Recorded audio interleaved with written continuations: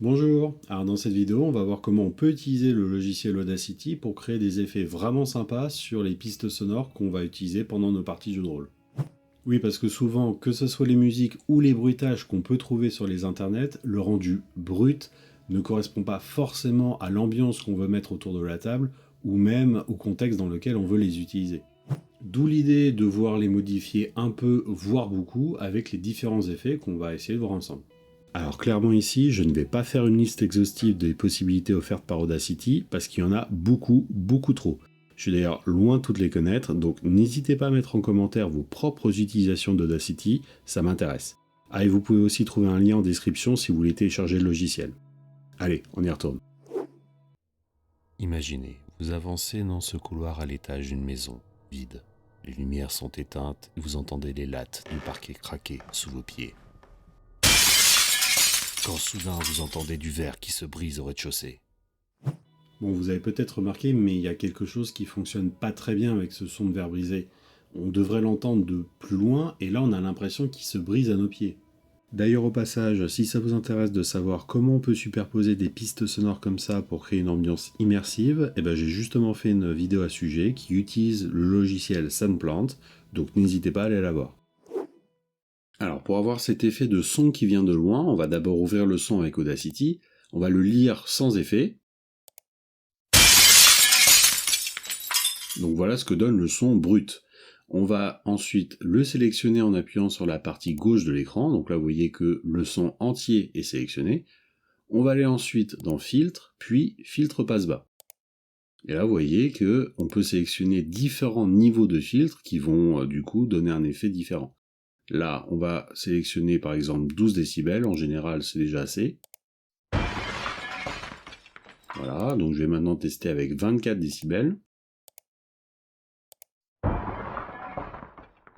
Ok, bon, je préfère 12 décibels, mais après, ça, c'est en fonction de vos goûts et de ce que vous voulez donner comme impression à vos joueurs.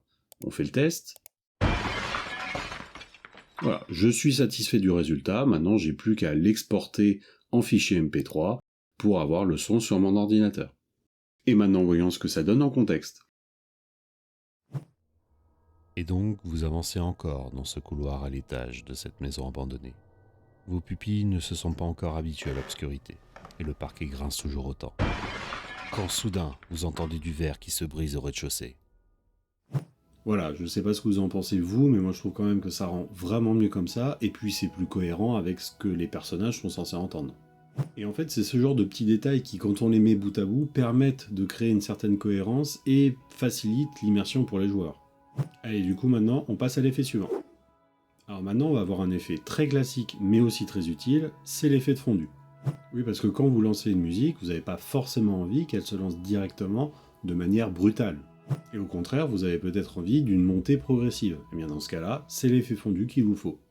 Donc là, pour la démonstration, j'ai pris une musique d'ambiance quelconque que j'ai trouvée sur le site Tabletop Audio. C'est un site très connu pour prendre des musiques d'ambiance. Je vous mettrai le lien en description si ça vous intéresse.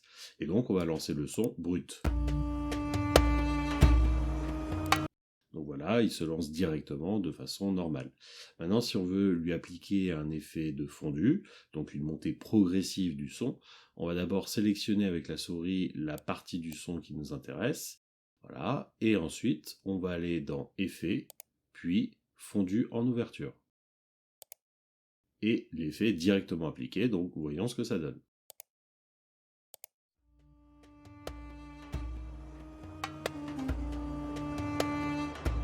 Voilà, on a un bel effet de fondu en ouverture. Maintenant, on peut faire la même chose, mais cette fois à la fin du morceau. Donc, ça sera l'effet de fondu en fermeture, cette fois. Donc, on sélectionne fondu en fermeture. Et maintenant, on va tester.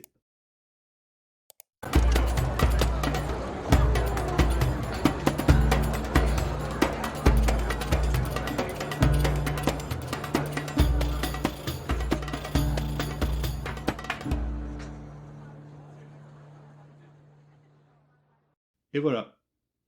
Voilà, encore une fois, c'est un effet hyper classique, mais vraiment utile. Moi, j'aime particulièrement utiliser cet effet pour mes musiques d'ambiance, pour qu'elles arrivent tout en douceur, sans que mes joueurs s'en aperçoivent. Je trouve que ça aide vraiment l'immersion. Allez, maintenant on passe au troisième et dernier effet. Alors pour ce dernier effet, imaginez maintenant que vous rentrez dans une église, et là vous entendez le chœur d'église qui se met à chanter.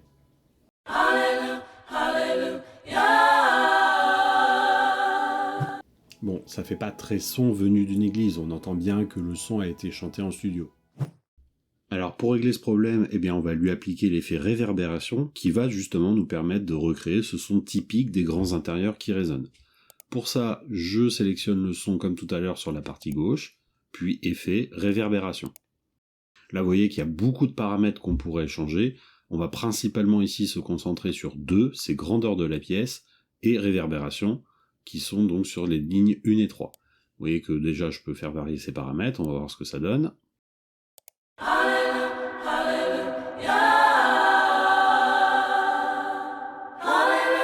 Bon voilà, ça me paraît déjà tout à fait correct, hein, donc je vais pas changer, mais on pourrait encore faire varier les paramètres pour voir ce que ça donne. Testons.